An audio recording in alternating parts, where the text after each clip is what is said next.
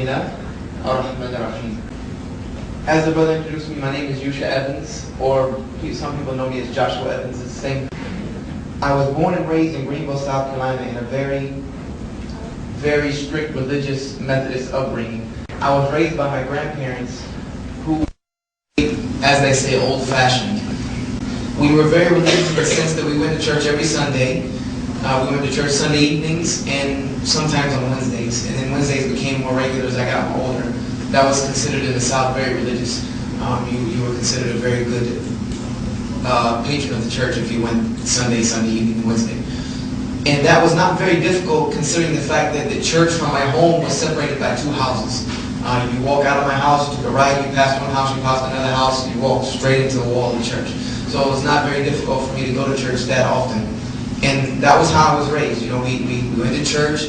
Before we ate, we prayed. Before I went to sleep, I prayed. Every time my grandmother had any commotion happen in the house, she prayed. The Bible was always open. We always read the Bible. My grandfather was always teaching me about, Noah and Moses and, David and Jesus and, all these good things.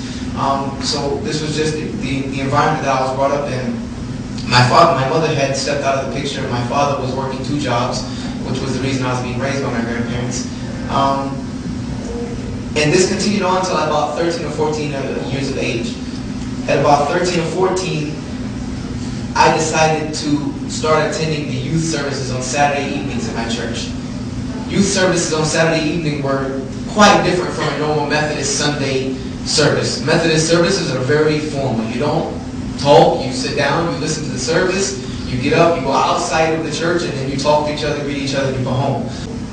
But Saturday evenings were quite different. They were held in the gym, and there was music, and there was games. We played basketball, we played all types of different games. And then we ate, we ate pizza, we ate, hamburgers or grilled out or whatever they did on Saturday evenings. And then at the end, the youth minister would give about a 30-minute sermon, on whatever the topic was that he decided to give it on. And the youth minister was a 19-year-old friend of mine. As I started going to the youth services, we became very good friends. And he was attending a university in Greenville called Bob Jones University. Anybody familiar with the South and with Bible colleges, well, Bob Jones will ring a bell very much. It's considered one of the most conservative Christian colleges in the country. I wanted to attend Bob Jones as well, and he was attending Bob Jones, and his major was textual criticism. Any of you here who might be a major of religion or anything of that nature might understand what textual criticism is. Textual criticism, to try to make a huge field very visible, it's a study that takes many manuscripts, any type of manuscript. When it comes to Christian textual criticism of the Bible, it takes manuscripts of the Bible, which we know just of the New Testament, there are hundreds and hundreds and hundreds and hundreds of thousands of copies of the New Testament. And none of these copies are exactly the same. Not one single is exactly the same to the letter. So what a textual critic does is he sorts through all of these. He learns ancient Greek, ancient Hebrew, and Aramaic, and he tries to find out the date on these texts, and then which ones are the oldest, and not only which ones are the oldest, but which ones are the most original. So as I befriended him, I became a layman textual critic, because as he was studying, I was studying. I was his study partner. I was a person that he shot ideas off of. I read his papers, things of this nature, and I read his textbooks. I would listen, he would record some of the lectures, and I would listen to them. So I had already enrolled at Bob Jones and already decided my major was going to be textual criticism. And since that was the case, me and him together decided to take up a study of the Bible.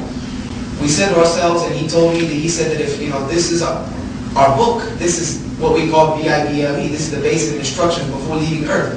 Therefore, if this is the book, this is the Bible, we need to study it, we should know it, because this is what is going to get us into heaven. So we began studying the Bible, and we started from Genesis 1:1. And we decided we're going to read through it from beginning to end, beginning to end, beginning to end. And the Bible is a pretty big book, I will give it that. It's a pretty long read. And as I read the Bible, this is where I guess you could say the beginning of the end of the beginning. If that makes any sense. So hopefully by the end it makes some sense. As I started reading through the Bible, I said I'm going to read this analytically. I'm going to read this as a book.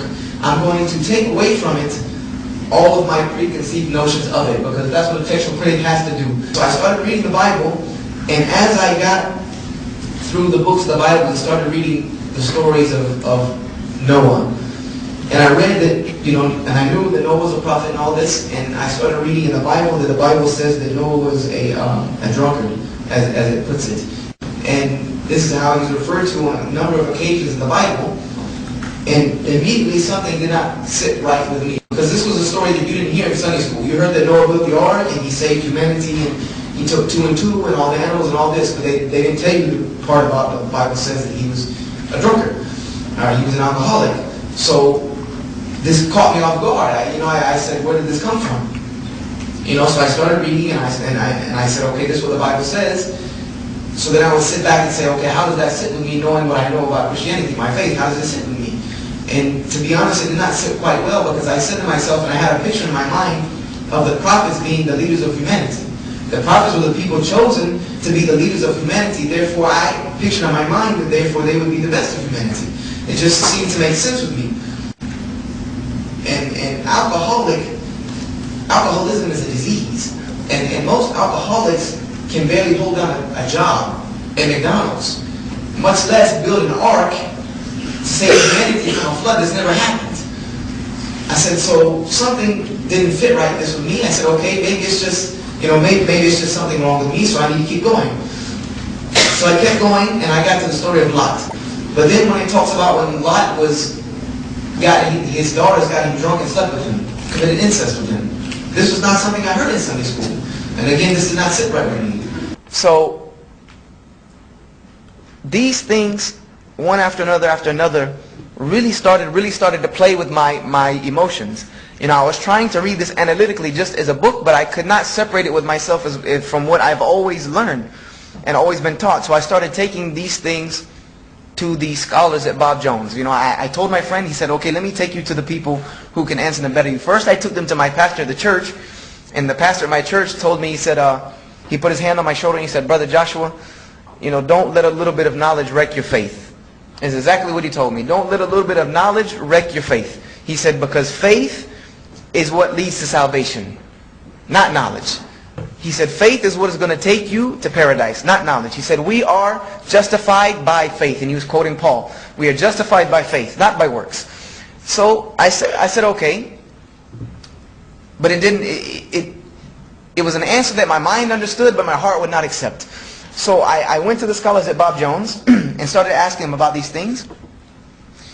And I started getting the same, it was almost like this was a recorded message from some of these people, because they would tell me the same thing, Brother Joshua, don't let a little bit of knowledge wreck your faith. The devil will give you 99% of the truth to get you to believe the 1% of falsehood.